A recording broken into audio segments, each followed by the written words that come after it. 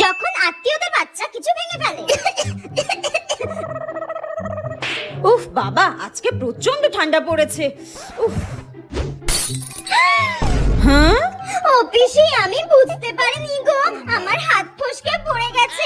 আমি আর কোনোদিন এরকম করব না। আরে আরে, কিচ্ছু হয়নি, কিচ্ছু হয়নি, এত ভয় পেতে হবে না। একটা তো গ্লাসই ভেঙেছে, অত ভয় পেতে হবে না।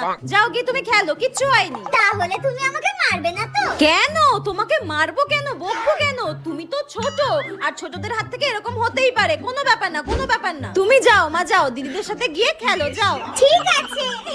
যখন আমি কিছু ভেঙে ফেলি। হ্যাঁ মা, আমি ইচ্ছা করে আজকে জানোয়ারের বাচ্চা একটা কাজ ঠিক করে ভুলে গেছে, আর করব না, ভুলে গেছে।